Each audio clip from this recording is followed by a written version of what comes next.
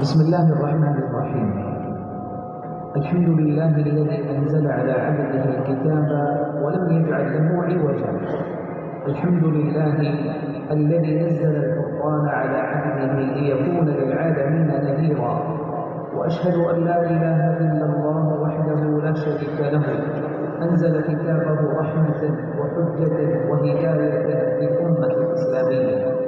وأشهد أن سيدنا ونبينا محمدًا عبد الله ورسوله، خير من تلا كتاب الله وأعظم من بلغ الوحي عن الله، فصلى الله ربي وسلم وبارك عليه وعلى آل بيته وصحابته ومن تبعهم بإحسان إلى يوم الدين. وبعد، إخوتي أهل الإسلام في هذه الدولة الإسلامية بنغلاديش، سعيد بزيارة هذا البلد، فرح بلقاء إخوتي في هذا المجلس، وموجه شكري ودعائي للإخوة في هيئة القراءات الدولية في بنغلاديش ولأمينها العام الشيخ سعد سيف الله مدني وفقهم الله على إقامة هذا الملتقى القرآني المبارك.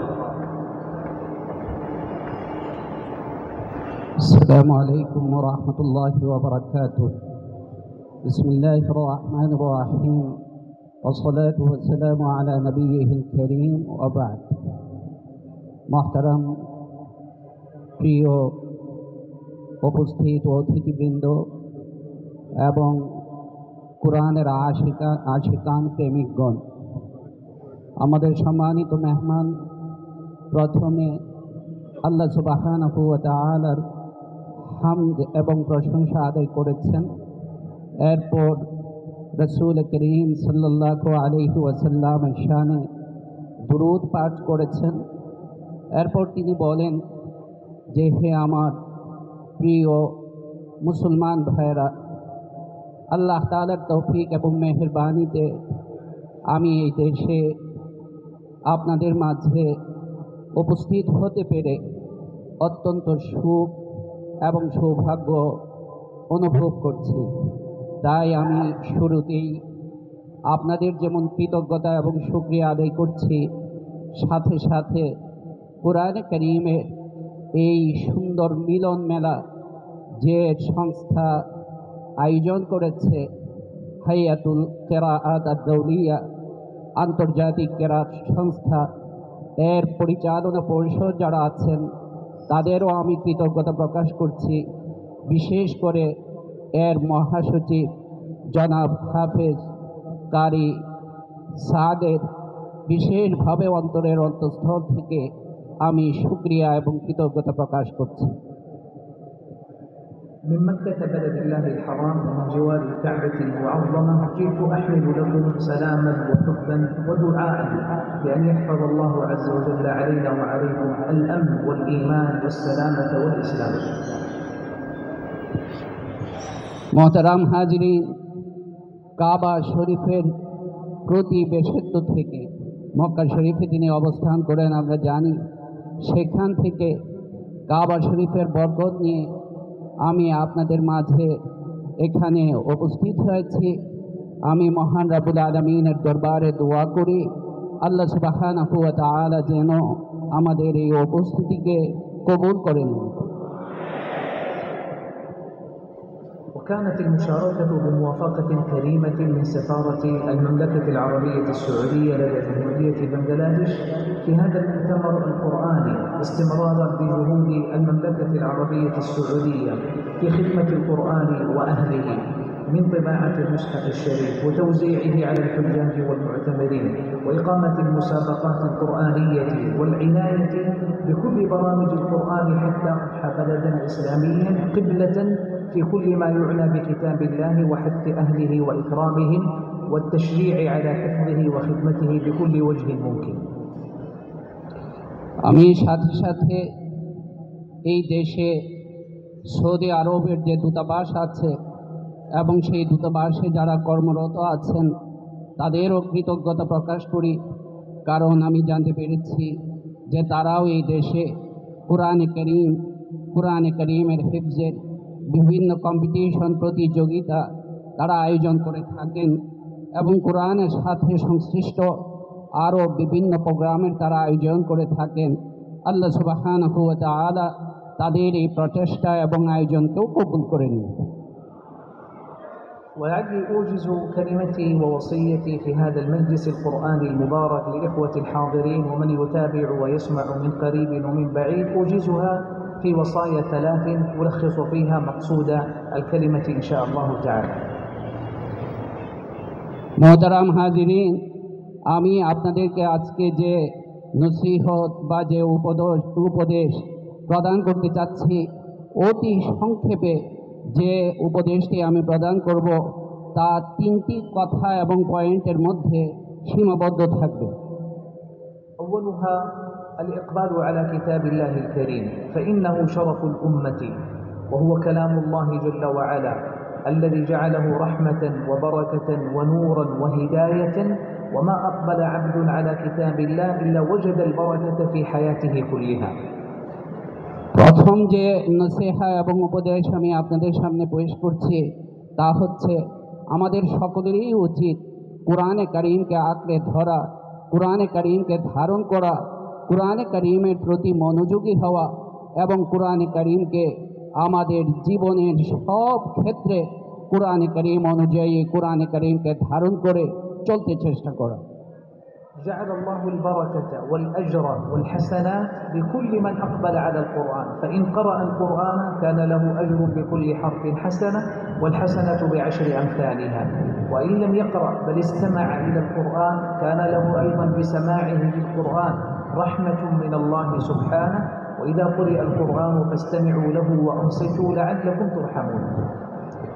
আল্লাহ সুবহানাহু ওয়া তাআলা কুরআনে কারীমের মধ্যেই কুরআনে কারীমের তেলাওয়াতের মধ্যেই আমাদের জীবনের খায়ের, বরকত এবং কল্যাণ রেখেছেন। তাই কুরআনে কারীমের তেলাওয়াত আমরা করব। আল্লাহ সুবহানাহু ওয়া তাআলা কুরআনে কারীমের প্রতিটা অক্ষরে আমাদের জন্য সওয়াব এবং নেকি রেখেছেন। আর এক এক সওয়াব আল্লাহ তাআলা বলেছেন, মান জাবিল হাসানাতি ফালাহু আশরু আমসালিহা, 10 নেকিতে আল্লাহ সুবহানাহু ওয়া তাআলা এটাকে পরিণত করবে। ومن أراد بابا آخر من أبواب الخير والأجر مع القرآن فله أن يقرأ القرآن لنيل الشفاء بالقرآن. قال الله عز وجل: وننزل من القرآن ما هو شفاء ورحمة للمؤمنين. وقال سبحانه: قل هو للذين آمنوا هدى وشفاء. فشفاء القرآن بركة من بركاته لمن نوى أن يحصل بقراءة القرآن شفاء لأمراض القلوب والأبدان. কুরআনে কারীমের তিলাওয়াতকে আল্লাহ সুবহানাহু ওয়া তাআলা আমাদের জন্য যেমন তার রহমতে করেছেন, কুরআনে কারীমের তিলাওয়াতের আরেকটা দিক হচ্ছে, কুরআনে কারীমের আরেকটা পরিচয় হচ্ছে যে আল্লাহ সুবহানাহু ওয়া তাআলা ইরশাদ করেছেন, ওয়া নুনাজ্জিলু মিনাল কুরআনি মা হুয়া শিফা। এই কুরআনে কারীম আমাদের আত্মার ব্যাধির প্রতিষেধক স্বরূপ, কুরআনে কারীম আমাদের আরোগ্য স্বরূপ। আল্লাহ তাআলা কুরআনে কারীমে অন্য আয়াতেও এই বিষয়টির কথা উল্লেখ করেছেন। وأيضا فمن بركات القرآن الكريم تدبره، وهذا لا يحصل إلا بفهم معانيه ومعرفة أسباب نزوله والأحكام والحكم والأسرار التي أودعها الله عز وجل في كتابه العظيم، فيحصل تدبر القلوب ونور العقول وبركة الحياة بتدبر القرآن. কুরআনে কারীমের আরেকটা বরকত এবং কুরআনে কারীমের প্রতি আমাদের আরেকটা করণীয় হচ্ছে যে কুরআনে কারীমের যে অর্থ আছে, মর্ম আছে, তা নিয়ে আমরা চিন্তা ফিকির করব, তা নিয়ে আমরা গবেষণা করব। আল্লাহ সুবহানাহু ওয়া তাআলা কুরআনে কারীমে যে বিধিবিধান উল্লেখ করেছেন, যে হেদায়েত এবং দিক নির্দেশনা আমাদেরকে দিয়েছেন, তা আমরা অনুধাবন করব। আর অনুধাবন করলে আমাদের হৃদয়ের মধ্যে একটা অনুভূতি, একটা উপলব্ধি আসবে এবং এতে আমাদের হৃদয় যেমন আলোকিত হবে, আমাদের মেধা, আমাদের বিবেক, আমাদের আকলও আলোকিত হবে। الوصية الثانية إخوتي الكرام أن يكون لحياتنا مع القرآن علاقة واسعة تمتد إلى الصحبة مع كتاب الله الكريم، بأن نكون أصحابا للقرآن العظيم. আমার দ্বিতীয় উপদেশ হচ্ছে, নসিহা হচ্ছে যে কুরআনে কারীমের সাথে আমাদের সম্পর্কটা হবে এত বেশি যে আমরা আহলুল কোরআন, আসহাবুল কোরআন, কোরআনের সঙ্গী আমরা হয়ে যাব। আমরা আমাদের জীবনটাকে, সময়টাকে কোরআনে কারীমের সান্নিধ্যে, কোরআনে কারীমের ছায়াতলে আমরা অতিবাহিত করব। صحبة القرآن تعني معنى أعظم وأكبر من تلاوته فقط أو حفظه فقط، بل هو حفظ وتلاوة واستماع وتدبر وخشوع وخشية واستشفاء، وكل المعاني التي جعلها الله في القرآن يعيشها أصحابها مستمتعين بحياتهم مع القرآن। কোরআনে কারীমের সাথে যে বসবাস করবে, কোরআনে কারীমের তিলাওয়াত করবে, কোরআনে কারীম মুখস্থ করবে, কোরআনে কারীমের অর্থ মর্ম অনুধাবন করবে, বুঝবে, কোরআনে কারীমই যার জিন্দেগি হয়ে যাবে, তার চাইতে সৌভাগ্য, তার চাইতে রহমতে আর কেউ হতে পারে না। وهذا لا يكون إلا لمن كان مع القرآن في كل يوم وليلة، لا يتركه يوما ولا يغيب عنه ليلة، هو مع القرآن إما بالتلاوة أو بالاستماع أو بالتدبر أو بالفهم أو بالتعلم أو بالتعليم، يعيش حياته صحبة حقيقية لكتاب الله। এটা তো একমাত্র তার জন্যই হবে যে তার দিন রাতটাকে কোরআনে কারীমের সাথেই কাটাবে, কোরআনে কারীম কিছু মুখস্থ করবে, কোরআনে কারীম তিলাওয়াত করবে, এর তাফসীর, এর মর্ম সে বুঝবে, তখনই কোরআনে কারীমের যে প্রকৃত সান্নিধ্য, এই জিনিসটা আমাদের লাভ হবে। ومن بلغ الصحبة الحقيقية مع القرآن نال الكرامة التي أخبر عنها النبي صلى الله عليه وسلم بقوله: اقرأوا القرآن فإنه يأتي يوم القيامة شفيعا لأصحابه. شفاعة القرآن أن يشفع القرآن لأصحابه، ولا يكون ذلك إلا لمن حقق صحبة مستمرة مع القرآن। কোরআনে কারীমের এই প্রকৃত সান্নিধ্য এবং সাহচর্য যে গ্রহণ করবে, সেই মৌলিকভাবে কোরআনে কারীমের যে পুরস্কার, কোরআনে কারীমের যে উপকারটা আল্লাহ রাসূল সাল্লাল্লাহু আলাইহি ওয়াসাল্লাম তার হাদিসে ইরশাদ করেছেন যে এই কোরআন আমার জন্য রোজ আখিরাতে কিয়ামতে সুপারিশকারী হিসাবে ইনশাআল্লাহ হবে। الوصية الثالثة والأخيرة أن يكون لنا أيها المسلمون في تعاملنا مع القرآن الأدب الكبير ونحن نتعامل مع كتاب الله سبحانه وتعالى। তৃতীয় নম্বর আমার উপদেশ হচ্ছে যে কোরআনে কারীমের যে ব্যবহারিক জিন্দেগি আছে, সেই ব্যবহারিক জিন্দেগিটাকেও আমাদের জীবনে বাস্তবায়ন করা, এবং ব্যবহারিক জিন্দেগি যখন আমরা বাস্তবায়ন করতে পারবো, তখনই আল্লাহ সুবহানাহু ওয়া তাআলা আমাদের জীবনটাকে আলোকিত করে দেবে। وقد اهتم علماؤنا الكرام ببيان أدب التعامل مع القرآن، لأنه من الأدب مع الله أن نتأدب مع كلامه سبحانه وتعالى। তাই কোরআনে কারীমের সাথে আমাদের আদব রক্ষা করতে হবে, কারণ আমরা জানি এই কোরআনে কারীম হচ্ছে আল্লাহর কালাম। তাই কোরআনে কারীমের সাথে আদব রক্ষা করা মানে হচ্ছে আল্লাহর সাথেই আদব রক্ষা করা, সেটা আমাদের জন্য অত্যন্ত অপরিহার্য একটা বিষয়। ومن الآداب لتعاملنا مع القرآن الكريم الطهارة قبل مس المصحف، واستقبال القبلة، واستعمال السواك، واختيار المجالس الطاهرة النظيفة التي تليق بكتاب الله تعالى। কোরআনে কারীমের সাথে যে সমস্ত আদাব আছে, এর মধ্যে অন্যতম হচ্ছে আমি প্রথমে পবিত্রতা অর্জন করব, ওযু করে নিব, এরপর কিবলামুখী হয়ে বসব, এরপর আমি কোরআন কারীম তিলাওয়াত করতে শুরু করব। ومن الأدب مع كتاب الله عز وجل تعلم قراءته وتلاوته على وجه صحيح، يتعلم فيه المسلم كيف يقرأ كلام الله كما أنزله على رسول الله صلى الله عليه وآله وسلم، قرآنا بتلاوة مرتلة ومجودة يكون فيها تلاوة القرآن صحيحة فصيحة يحسن فيها صوته ما استطاع من الأدب مع كتاب الله تعالى।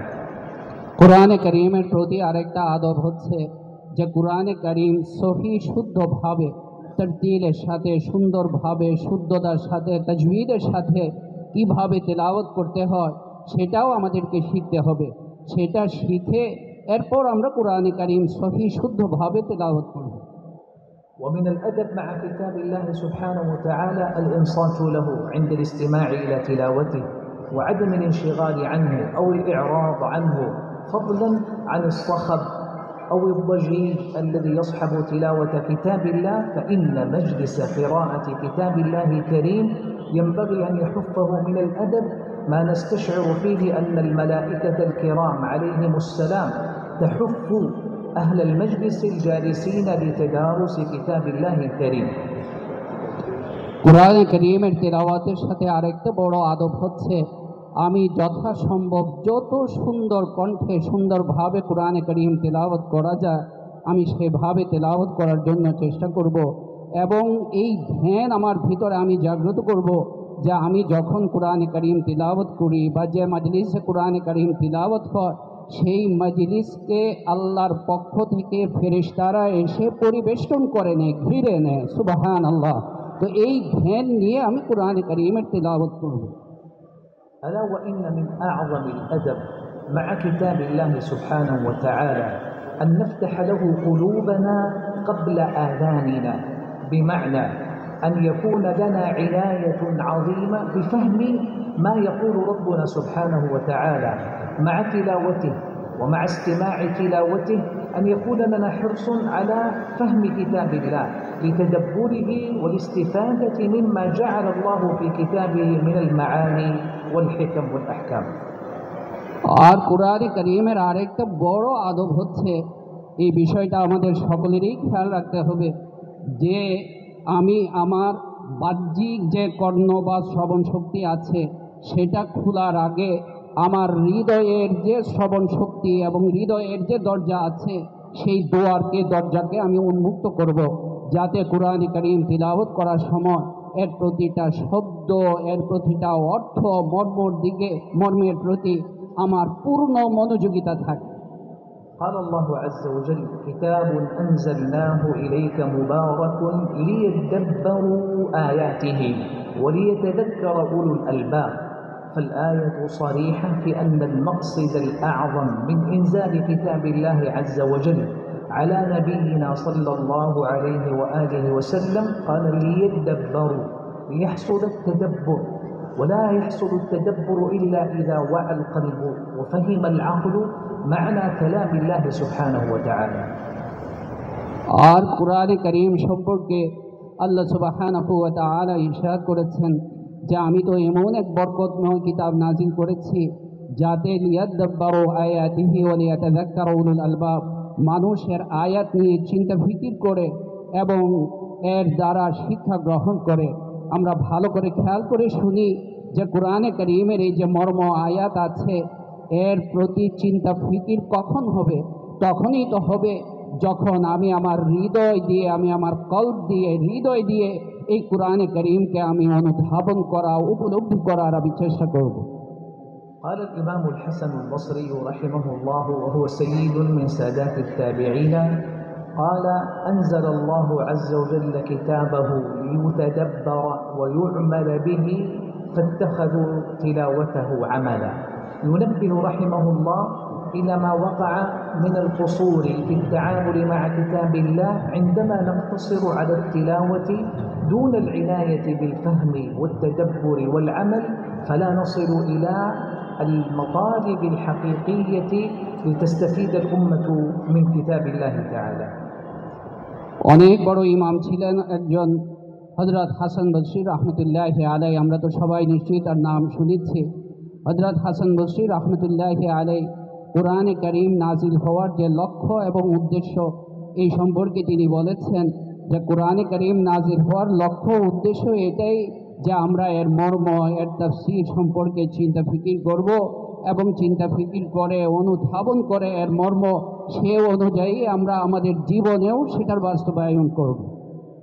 কালামুল্লাহি আযীম ওয়া আযমাতুহু তুআথিরু ফিল আসমা' ওয়া ফিল কুলুব بمجرد سماع كلامه سبحانه، فما أعظمه لو كان مع سماع كلام الله سبحانه وتعالى فهم بما يريد الله منا بكلامه. فالقرآن كلام الله وهو خطاب لنا أمة الإسلام، فنفهم ماذا يريد منا ربنا.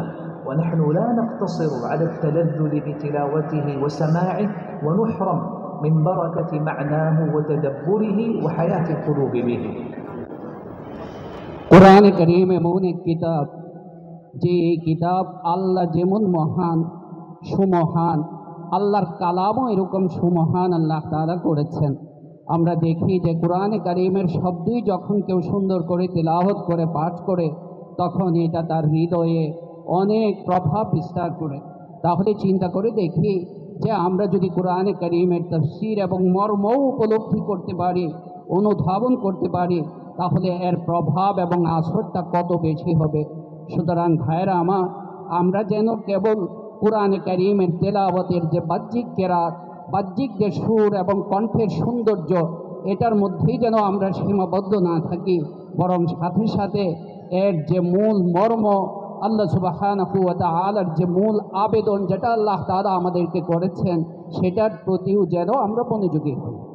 وإذا فعلنا ذلك حقيقة ووفقنا الله كانت مجالس القرآن مجالس خشوع، مجالس دموع، مجالس أثر ووعظ وذكرى لما جعل الله عز وجل في كتابه العظيم.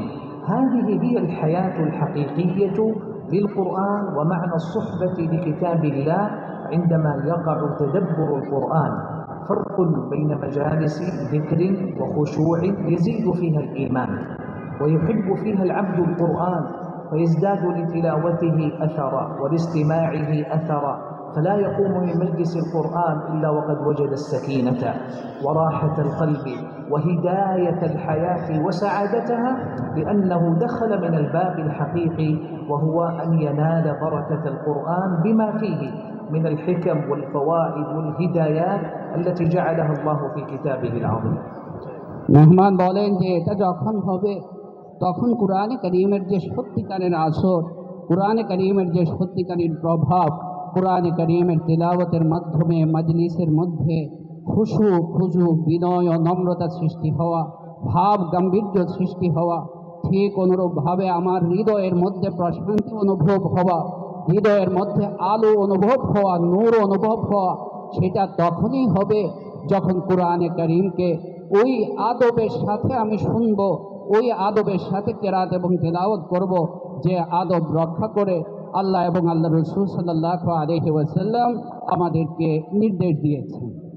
وأخيرا قال الله عز وجل: لو أنزلنا هذا القرآن على جبل لرأيته خاشعا متصدعا من خشية الله، يعني أن الله جعل في أثر القرآن العظيم، لو أنزله على الجبال وهي حجارة صلبة قاسية لوجدت الأثر من خشية الله بما في القرآن من أثر عظيم. فكيف بقلوبنا أيها المسلمون وهي قطعة من لحم تستجيب للوحي وتهتدي بنوره، وهي أقرب إلى حصول الخضوع والخشوع والخشية لكلام الله سبحانه وتعالى. সম্মানিত উপস্থিতি, মেহমান বলেন যে পরিশেষে আমি কোরআনে কারীমের একটা আয়াত তেলাওয়াত করে আপনাদেরকে শোনাতে চাচ্ছি। আল্লাহ সুবহানাহু ওয়া তাআলা কোরআনে কারীমের মহানত্ব সম্পর্কে উল্লেখ করতে গিয়ে বলেন: লাউ আনজালনা হাযাল কুরআন আলা জাবালিন লারাআইতাহু খাশিআন মুতাসাদ্দিআন মিন খাশিয়াতিল্লাহ। আমি যদি এই কোরআনকে পাহাড়ের উপরে নাজিল করতাম, তাহলে তুমি দেখতে পেতে যে তা বিনয় ও নম্রতায় চূর্ণ বিচূর্ণ হয়ে যেত। এই যে পাহাড় কত দৃঢ়, সেই পাহাড়ের যদি এই আসর এবং প্রভাব হয় কোরআনে কারীমের, তাহলে আমাদের হৃদয় তো আল্লাহ সুবহানাহু ওয়া তাআলা তার হেদায়েতের জন্যেই, তার কালামের জন্যই আল্লাহ সুবহানাহু ওয়া তাআলা সৃষ্টি করেছেন। তাই আমাদের হৃদয়ের আসরটাও আরও কত বেশি হওয়া দরকার।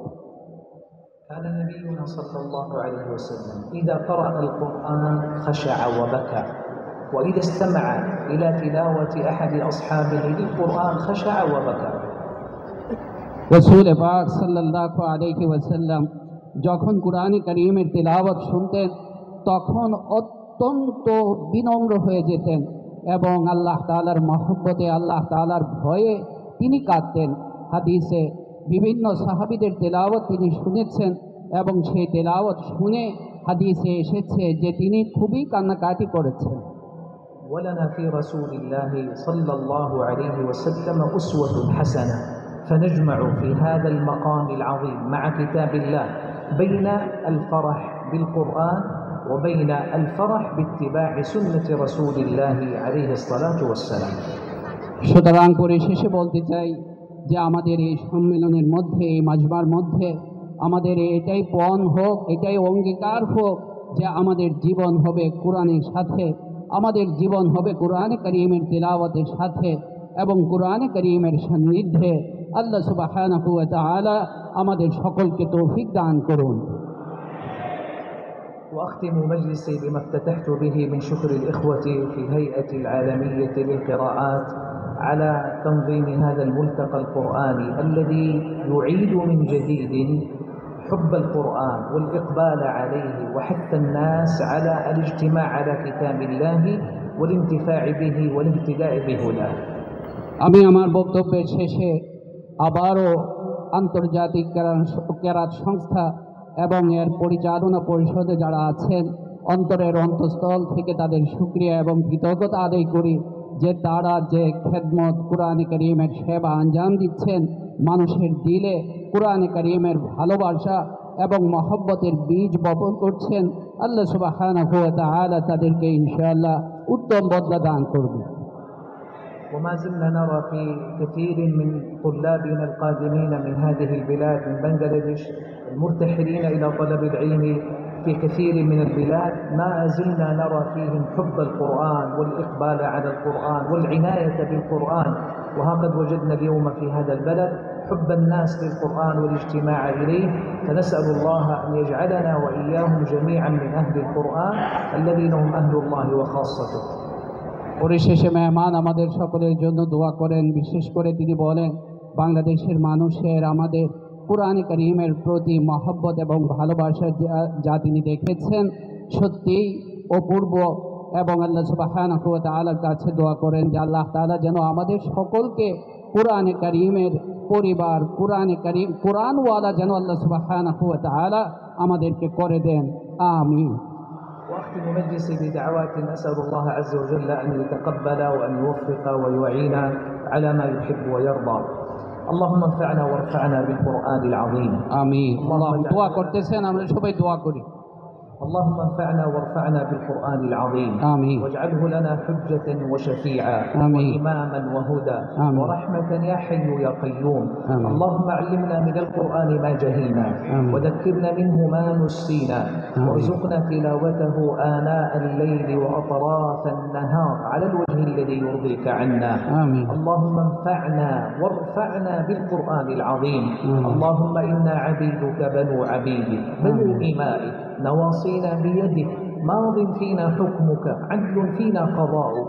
نسألك اللهم بكل اسم هو لك سميت به نفسك أو أنزلته في كتابك أو علمته أحدا من خلقك أو استأثرت به في علم الغيب عندك أن تجعل القرآن العظيم ربيع قلوبنا اللهم آمين. ونور صدورنا وجلاء أحزاننا وذهاب همومنا.